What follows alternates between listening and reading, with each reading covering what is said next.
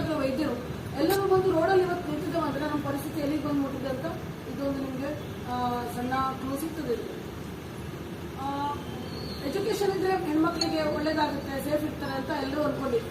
ನಮ್ಮ ಅಪ್ಪ ಅಮ್ಮ ಎಲ್ಲ ಅಂತಿದ್ರು, ನಿಮ್ಮ ಎಜುಕೇಶನ್ ಇದ್ರೆ ನಿಮ್ಮನ್ನ ಯಾರು ಏನು ಮಾಡ್ಲಿಕ್ಕೆ ಆಗುದಿಲ್ಲ, ನೀವು ಕಲ್ತ್ರೆ ಏನು ಮಾಡ್ಲಿಕ್ಕೆ ಆಗುದಿಲ್ಲ ಅಂತ ನಮಗೆಲ್ಲ ನಾವು ಚಿಕ್ಕವರಿದ್ದಾಗ ನಮ್ಮ ಹಿರಿಯರು ಹೇಳಿದ್ರು. ಈಗ ಡಾಕ್ಟರ್ DM ಮಾಡ್ತಾ ಇದ್ದದೊಂದು ಹುಡುಗಿ ಒಂದು MBBS ಆಗಿ ಒಂದು PG ಆಗಿ ನಮ್ಮ ಎದುರಿಗೆ ನಿಂತಿದ್ದೇವೆ ಅಂದ್ರೆ 10 ವರ್ಷ ಕಲ್ತು ಬಂದಿದ್ದವು ಮಿನಿಮಮ್. MBBS 5 ವರ್ಷ, ಆಮೇಲೆ PG, ಆಮೇಲೆ ಇನ್ನೇನು ಮಿನಿಮಮ್ 10-12 ವರ್ಷ ಕಲ್ತು ಡಾಕ್ಟರ್ ಆಗಿ ಒಂದು ವ್ಯಕ್ತಿ ಅಥವಾ ಹೆಣ್ಣು ನಿಮ್ಮ ಎದುರಿಗೆ ನಿಲ್ತಾರೆ. ಅದರಲ್ಲೂ ಒಂದು ಹೆಣ್ಣು ಕಲ್ತ್ರೆ ಎಜುಕೇಶನ್ ಇದ್ರೆ ಅವರು ಸೊಸೈಟಿಲಿ ಸೇಫ್ ಇರ್ತಾರೆ ಅಂತ ನಮಗೆ ಚಿಕ್ಕದಿನಿಂದ ನಮ್ಮ ಎಲ್ಲರೂ ಹೇಳಿದ್ರು. ಬಟ್ ಇದೊಂದು ಘಟನೆ, ನಿಮ್ಗೆ ಎಜುಕೇಶನ್ ಇರಲಿ, ನೀವು ಸಿಟಿಲಿ ಇರಲಿ, ನೀವು ಇನ್ನೇನೂ ಇರಲಿ, ಯಾರಿಂದಲೂ ನಮಗೆ ಯಾರೂ ಕಾಪಾಡ್ಲಿಕ್ಕೆ ಆಗುದಿಲ್ಲ ಅನ್ನುವಂಥ ಒಂದು ಸತ್ಯವನ್ನ ಈ ಘಟನೆ ತೋರಿಸ್ಕೊಟ್ಟು. ಸೊ ಇದು ಎಲ್ಲರೂ, ನಾವು ವೈದ್ಯರು ನಮ್ಮ ಸಿಬ್ಬಂದಿಗಳು ಅಲ್ಲ, ಮಾಧ್ಯಮದವರು, ಆಫೀಸರ್ಸ್ಗಳು, ಬ್ಯೂರೋಕ್ರಾಟ್ಸ್ ಅಲ್ಲ, ಸಮಾಜದ ಎಲ್ಲರೂ, ಮೇಲಿನಿಂದ ಕೆಳಗಿನ ವರ್ಗದ ಎಲ್ಲರೂ ವ್ಯಕ್ತಿಗಳು, ಎಲ್ಲ ಸಮುದಾಯದವರು, ಎಲ್ಲರೂ ನಾಗರಿಕ ಸಮಾಜದಲ್ಲಿ ಯಾರ್ಯಾರು ಬದುಕ್ತೇವೆ, ಮನುಷ್ಯರಾಗಿ ಬದುಕ್ತೇವೆ, ಅವರೆಲ್ಲರೂ ತಲೆ ತಗ್ಸುವಂತ ಇದು ಘಟನೆ. ಸೊ ಇದು ಮರುಕಳಿಸಿದಾಗೆ ಬಾಕಿ ಅವ್ರ ಡಿಪಾರ್ಟ್ಮೆಂಟ್ ಆದ್ರೆ ಅವರವರು ಸ್ಟ್ರೈಕ್ ಮಾಡೋದು, ಅವ್ರವ್ರ ಡಿಪಾರ್ಟ್ಮೆಂಟ್ ಬೀಗ ಹಾಕೋದು, ಇನ್ನೇನೋ ಮಾಡೋದು, ಸ್ಟ್ರೈಕ್ ಮಾಡ್ಲಿಕ್ಕೆ ಅದೆಲ್ಲ ವಿಧಾನಗಳನ್ನ ನೀವು ನೋಡ್ತೀವಿ. ಆದ್ರೆ ನಮ್ಮ ವೈದ್ಯರು ನಾವು ಓದ್ ತಗೊಂಡು ಬಂದಿರ್ತೀವಿ. ಎಂಥದೇ ಪರಿಸ್ಥಿತಿ ನಾವು ರೋಗಿಗಳಿಗೆ ತೊಂದರೆ ಆಗಲಿ ಬಿಡೋದಿಲ್ಲ ಅನ್ನುವಂಥ ನಾವು ಓದನ್ನ ತಗೊಂಡು ಬಂದಿರ್ತೀವಿ ಮೆಡಮಿಕ್ಸ್ ಆಗಿ.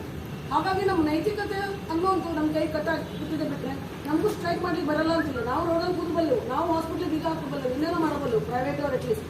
ಸೊ ನಾವು ಆದ್ರೆ ಅದು ಓದ್ ತಗೊಂಡಿರ್ತೇವೆ. ಎಷ್ಟೇ ಎಂಥದೇ ಪರಿಸ್ಥಿತಿಯಲ್ಲಿ ನಾವು ಮಾನವೀಯತೆ ಅಗೇನ್ಸ್ಟ್ ಅಥವಾ ಹ್ಯುಮ್ಯಾನಿಟಿ ಅಗೇನ್ಸ್ಟ್ ನಾವು ಹೋಗುದಿಲ್ಲ ಅಂತ ಓದ್ ತಗೊಂಡು ಬಂದಿರ್ತೀವಿ. ಸೊ ಆ ಓದ್ರಿಂದ ನಮಗೆ ಕೈ ಕಟ್ಟಾಗೆ ಆದಾಗೆ ಆಗ್ತಿದೆ. ಬಟ್ ಅದು ನಮ್ಮ ಮಾಡೆಸ್ಟಿ ಇದೆ. ನಮ್ಮ ಮಾಡೆಸ್ಟಿನ ನಮ್ಮ ವೀಕ್ನೆಸ್ ಅಂತ ಯಾವತ್ತೂ ಅನ್ಕೋತೀವಿ ಯಾರು. ಈ ಒಂದು ದುರ್ಘಟನೆ ಆಗಬಾರ್ದಾಗಿತ್ತು. ಬಟ್ ಎಸ್, ವೈದ್ಯರು ಅಷ್ಟೇ ಅಲ್ಲ, ಎಲ್ಲ ಪ್ರತಿಯೊಬ್ಬರು, ಪ್ರತಿ individual citizen of India will stand by you people and we are there for you. And ತಪ್ಪಿತಸ್ಥರಿಗೆ ಖಂಡಿತ ಶಿಕ್ಷೆ ಆಗಬೇಕು.